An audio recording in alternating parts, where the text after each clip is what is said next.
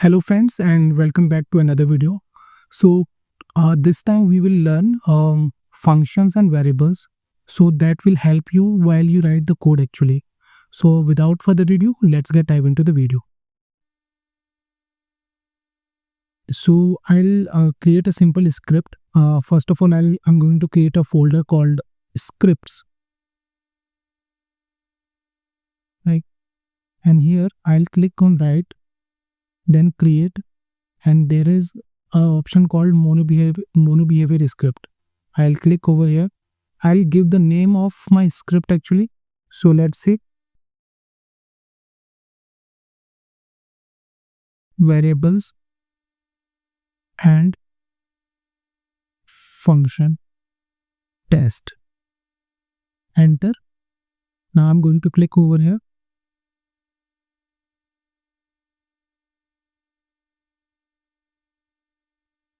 So this is our basically class, mono behavior class. Okay.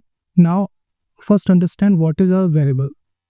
So variable you can think as like a holder, okay, so which can hold some values actually, let's say there are multiple types of variables: integer, float, string. So also these variable contains different kind of value. Like integer will only hold the int value, like numbers 1 2 3 4. Float variables are those one who basically holds the float value, like 2.1, 3.1, something like that. And string value is something like if you want to hold someone else's name. So those kind of value basically stored in string value is string variable. So let's see how basically create variable.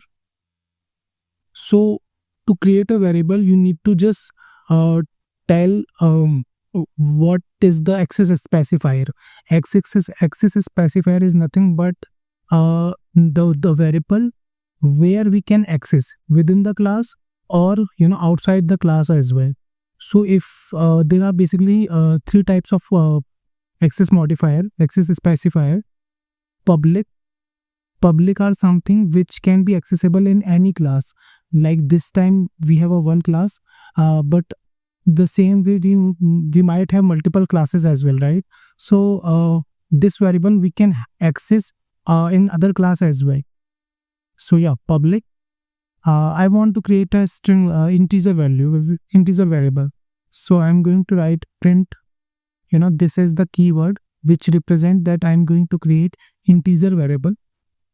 Then I have to give the name of my variable. Name can be anything, but it should be like something which denotes or which should represent what you are going to do. Like let's say integer score.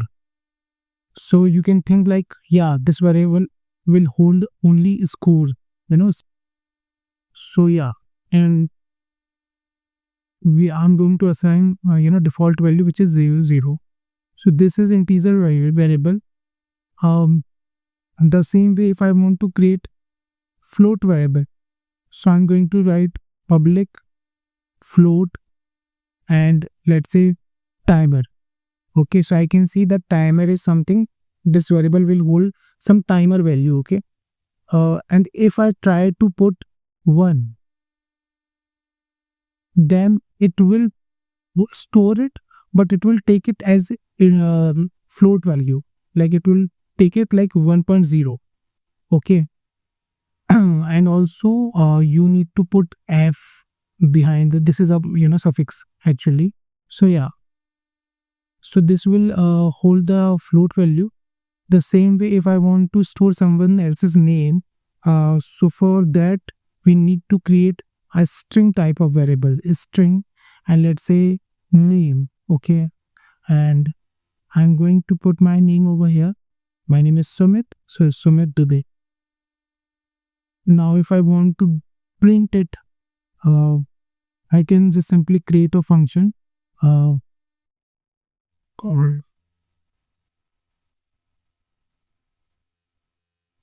start. I can print debug.log,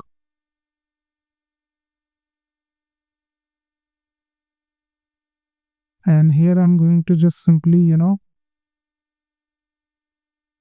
print all the values of my function of my variables. So like score,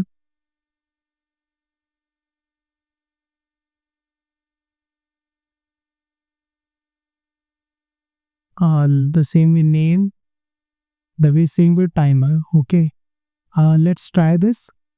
I'm going to create an empty object. Okay, let's take the name of test and going to assign this script in this particular, and let's see whether it prints or not.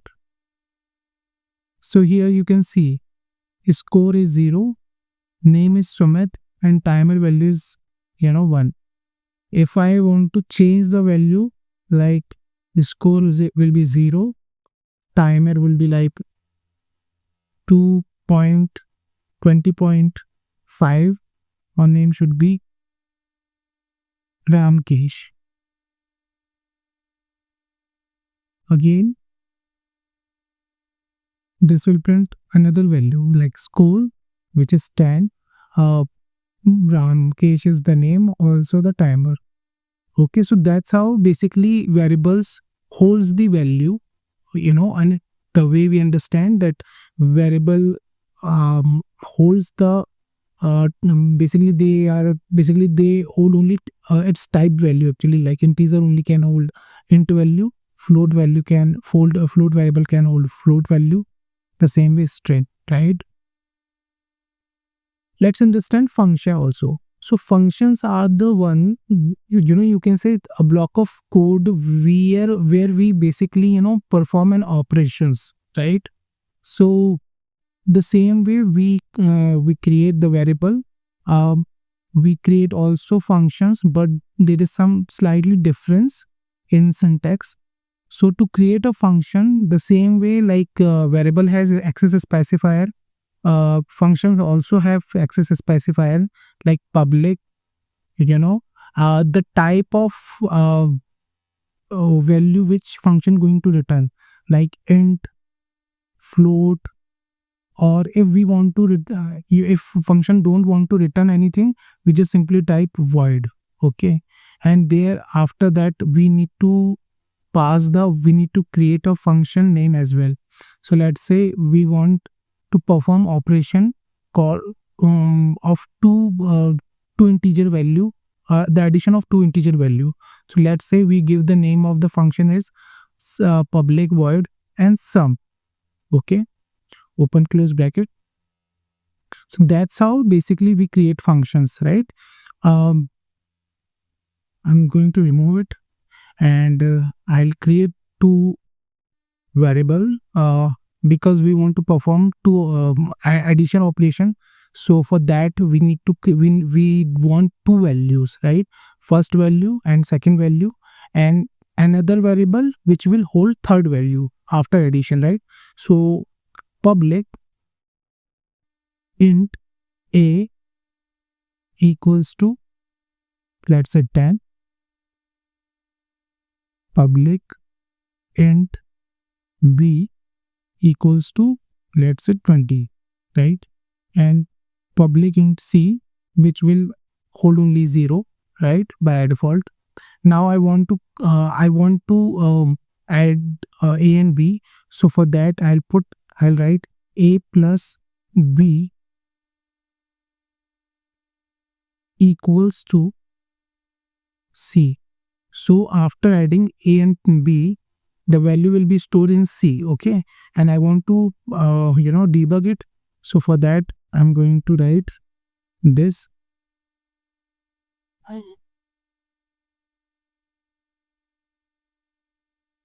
and let's say sum of two int this.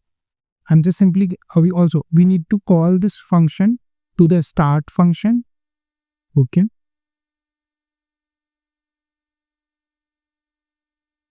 now if I play,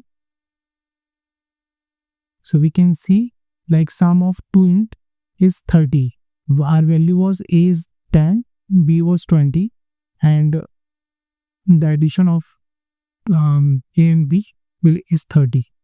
The same way we can perform subtraction also. So A minus B will be some negative value actually, because 10, if we divide, subtract, minus 10, right? Because our A value is less than 20. Okay, so if we subtract bigger value from the, smaller one, we'll get the resulting minus only. Also, we can perform multiplication and if we multiply it, we'll see some 200, right? And division as well. So basically we are performing some operations in function, right? So functions are nothing but used for performing operations. So division will be 0, right? Also in Unity there are some predefined functions, like you can see here, start function, right? The same way there are some common function. Whenever you create any script, you'll see this one, so you have to know what are they. Private void awake, right? The same way private void on enable,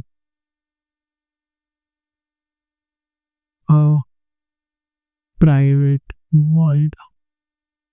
Private are the one which is these are the function is accessible within the script only. We cannot access these function out of another script, right? Out of this script we cannot access actually. So that's why we are writing private void update function, private void on disable,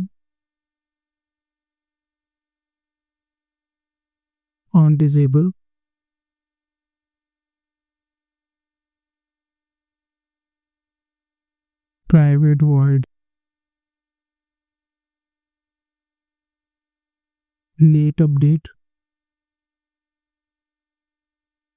So if you can see the syntax over here, the syntax are like access specifier, return type value, and the name of the functions.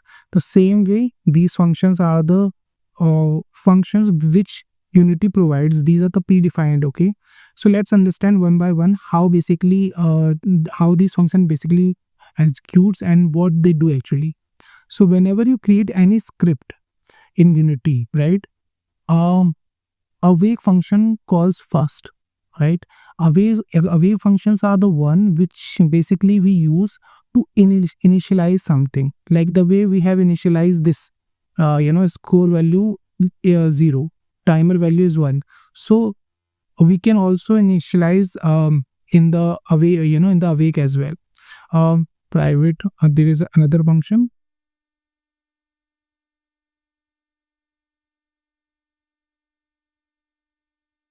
start, right?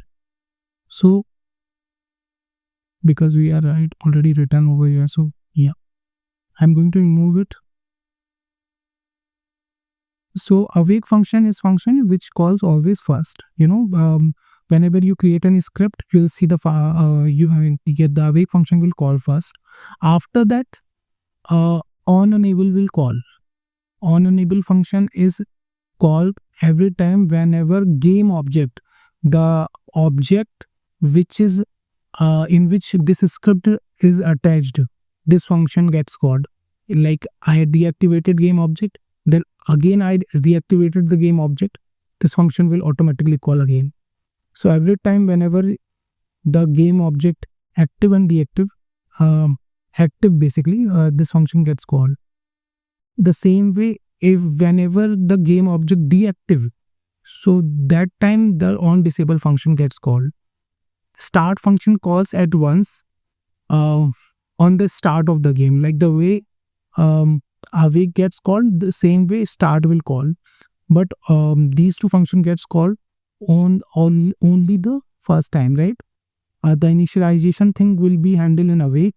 Those things which will, and the value, the variable, which should have initial value, start value, like player health, the initial health, yeah, start health. So those are the initialization part will be done in the start function only, right? Update function is something which will call automatic, like which calls 60 frame per second. So whatever we want to is like, let's say I want to write a code which will execute continuously. So that thing will be done in the update function, right? It calls 60 times per frame. Also, after awake, we call, there is a function called late update. Late update is same like update, but it gets after update actually. There is another function which is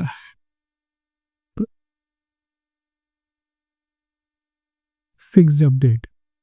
So fixed update function is basically we use when we want to perform some operations related to physics, like applying force, adding torque. So these are the things we handle in fixed update, because the fixed update function we basically use uh, for physics operation, because the interval between one frame to second frame is always, you know, fixed actually. So those things we basically handle physics part in fixed update only, right? Let's understand how these function basically gets called. So just typing awake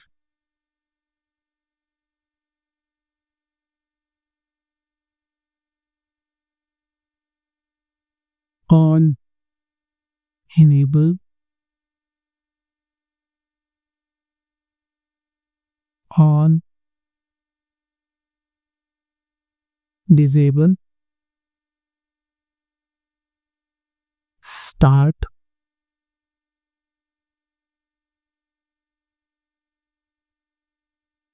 uh, update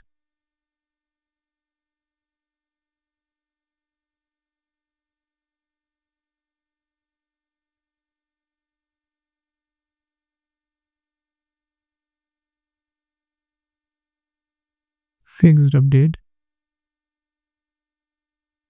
and the late one,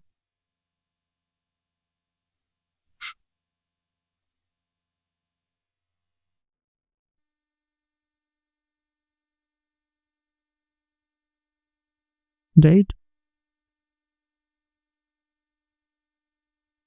So you can see the first, we'll collapse, okay? So you can see first awake function gets called only once, then on enable gets called, right? Then start function get called. After that fixed update get called, right? After that update calls, and after that late update, right? So that's how the calling sequence is of Unity predefined functions, right? So I think that's it. From like that's enough for understanding variable and functions. We will cover another topic in the next video.